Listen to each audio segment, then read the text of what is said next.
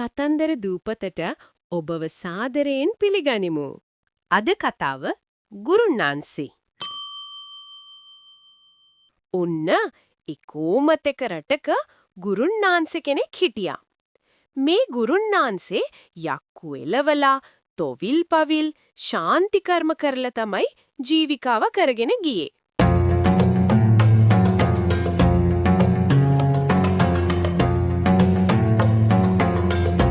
ගුරුන්නාන්සේට තිබුණා යස්සාපූරු බෙරයක්. ඒක මොන හේතුවකටවත් ගුරුන්නාන්සේ කාටවත් දුන්නේ නැහැ. ගුරුන්නාන්සේගේ රාජකාරී වැඩවලට ගෝලයෙකුත් හිටියා. ගෝලයට හම්බුනේත් බෙරේ අරන් එහෙ මෙහෙ යන්න විතරයි. බෙරේ ගහන්න දුන්නේ නැහැ.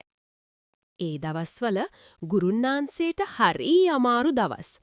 කෑමට බීමට දෙයක් ගන්නවත් සල්ලි තිබුණේ නැහැ.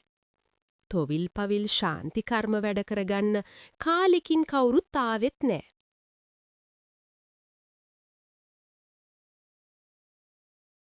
ගුරුන්නාන්සේගේ හාමිනේ බොහෝම අර පරිස්සමෙන් තමයි උයන පිහන කටයුතු කළේ. ඔහොම කාලයක් යද්දී දවසක් ගුරුන්නාන්සේට ඈත ගමක ගමගෙදරකින් තොවිලයකට ආරාධනා ලැබුණා. ඒ ගමට යන්න වුණේ දුෂ්කර ගමනක්. ඒ කාලේ දැන් වගේ පාරවල් වාහන තිබුණේ නැහැ. මහා කැලයක් මැදින් ලොකු දුරක් ඇවිදගෙන යන්න තිබුණා. ගුරුන්නාන්සේ ගමනට උවමනා කලමනා සූදානම් කරගත්තා. ගොලයටත් එදාට යන්න කියලා කලින්ම කිව්වා. ඉතින් ටිකක් දුර ගමනක් නිසා දවල්ට කෑමට යමක් ගෙනියන්න වෙයිද කියලා ගුරුන්නාන්සේගෙන් හාමිනේ අහන්න හිතුවා. එහෙම හිතලා හාමිනේ ගුරුන්නාන්සේගෙන් මෙහෙම ඇහුවා. ගොඩක් දුර ගමනක්ද ගුරුන්නාන්සේ යන්නේ? ඔව් හාමිනේ, උදේ පාන්දර පිටත් වුණොත් රෑ වෙද්දි ගම ගෙදරට යන්න පුළුවන් වෙයි. ටිකක් කල්පනා කරපු හාමිනේ අනේ ගුරුන්නාන්සේ, ගේ හරිය මොකුත්ම නෑ දවල් බතක් උයන්න. ගේ හරියටම තියෙන්නේ හාල් පොලද්දි අයින් වුණු හාල් කුඩු ටිකක් විතරයි කියලා කීවා. ඒ කාලේ මිනිස්සු හාල් පොලද්දි හාල් කොටද්දි ඉතුරු වෙන හාල් කුඩු බැරි අමාරු කාලෙට ගන්න කියලා තියාගෙන හිටියා. ඒත් මදි පුංචි කමක් වගේ කියලා හිතලා කවුරුවත් ඒව කාටවත් පේන්න කෑවේ නැහැ. දවාලට කෑම කන්න දැන් කාලේ වගේ මග දිගට කඩ නැහැ. කඩ වලින් කන්න ගුරුන්නාන්සේ අතේ මුදුලුත් නැහැ. ගුරුන්නාන්සේ කල්පනා කරමින් ඉන්නව දැකපු හාමිනේ මෙහෙම කීවා. ගෝලයාට හොරෙන් කන්න පුළුවන් නම් මම පොල් ඩිංගක් ගාලා දවල්ට කන්න ගුරුන්නාන්සේට හාල් කුඩු වලින් කුඩු පිට්ටු ටිකක් හදලා දෙන්නද? බඩගින්න යන්නත් බැරි නිසා ගුරුන්නාන්සේ අකමැත්තෙන් නුවත් කුඩු පිට්ටු ටිකක් අරන් යන්න කැමති වුණා.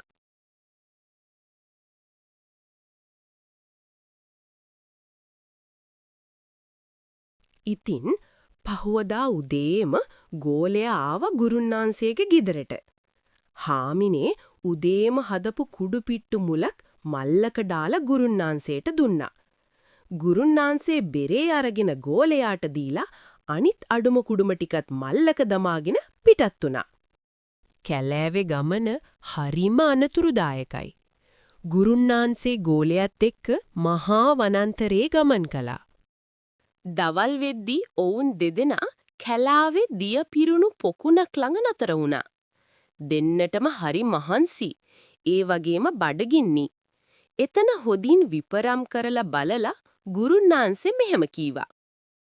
මෙතන දිය තියෙන නිසා දවල් කෑම කාලා විඩා නිවාගෙන යමු. දෙන්නම එතන සුදුසු තැන් දෙකක කෑම කන්න ඉඳගත්තා. ගෝලයා රසම රසබත් මුලක් ගෙනවිත් තිබුණා. ගුරුන්නාන්සේ Taman ගෙනා කුඩු පිට්ටු මුල ගෝලයාට පේන්නේ නැති විදියට හොරෙන් ලිහා ගත්තා. මොනවාද ගුරුන්නාන්සේ ගෙනාවේ? අපි මාළුපිනි බෙදාගමුද? මම හොඳ කිරිකොස් ව්‍යංජනෙකුයි කරවල බැදුමකුයි අරන් ආවේ. ගෝලයා ඇහුවා. ගුරුන්නාන්සේ තමන් ගෙනාපු කුඩුපිට්ටු ගෝලයා දකී කියලා කලබල වුණා. බොරු තරහක් මවාගෙන උඹ ගෙනාපු දේවල් මට එපා. මම හොඳ රස කෑමක් ගෙනාවේ. මම ඒක කන්නම්. කියලා ගෝලයට රැව්වා.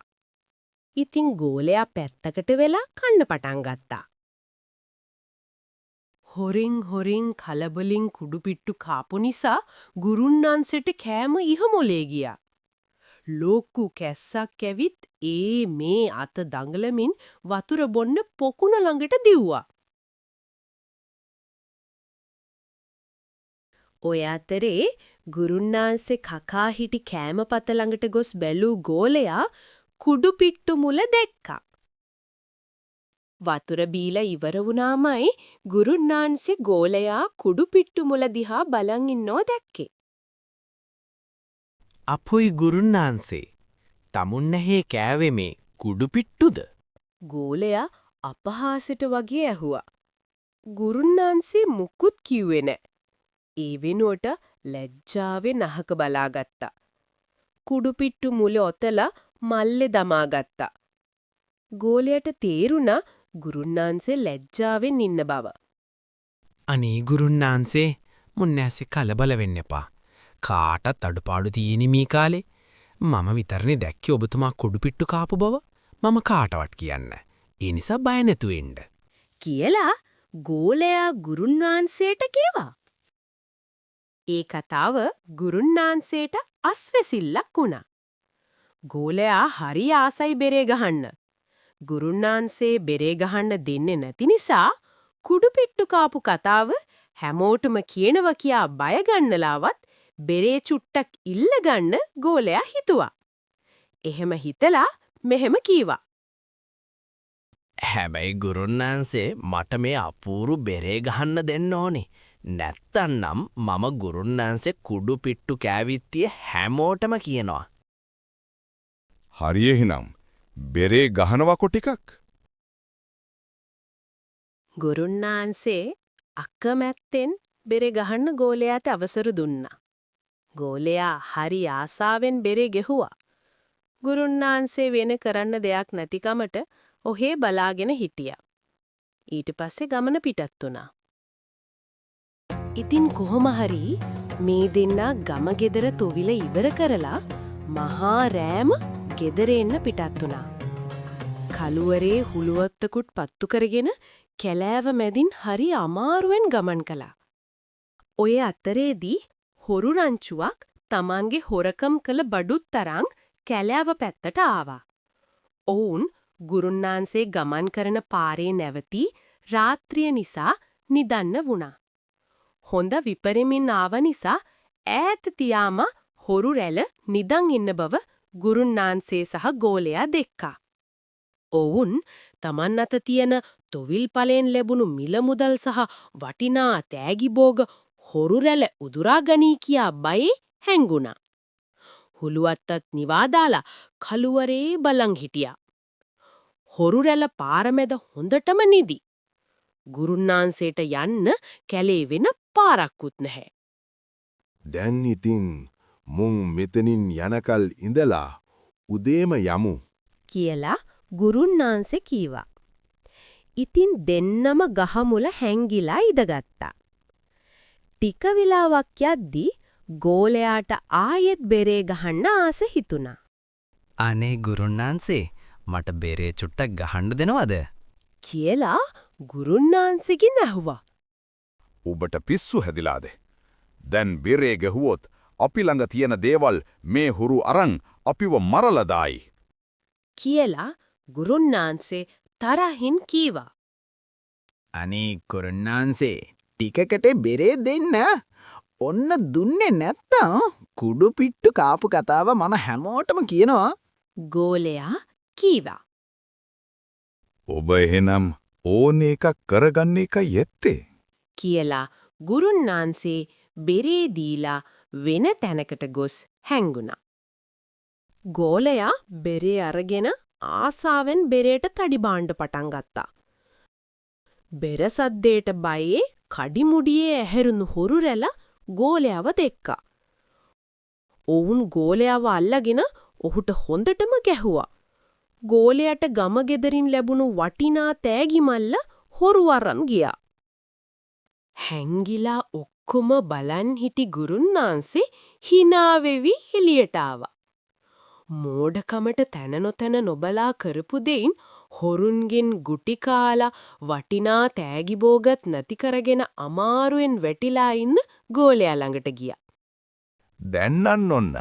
මම කුඩු පිට්ටු කාපු විත්තිය උබ කාට හරි කීවොත් උබ බෙර ගහලා හුරු ගෙන්නගෙන ගුටි කෑව විත්තිය මම ගමටම කියනවා. එහෙම කියපු ගුරුන්නාන්සේ hina වෙවි ගමට යන්න පිටත් වුණා. අනිත් අයගේ අඩුපාඩු මතක් කරමින් අපහසුතාවයට පත් කරමින් අවස්ථාවෙන් ප්‍රයෝජන ගන්න හදපු ගෝලයා හොරුන්ගෙන් හොඳ පාඩමක් ඉගෙන ගත්තා. ඊට පස්සේ නම් කවදාවත් ගෝලයා ගුරුන්නාන්සේ කුඩු පිට්ටු කෑවිත්තිය මතක් කළේවත් නෑ.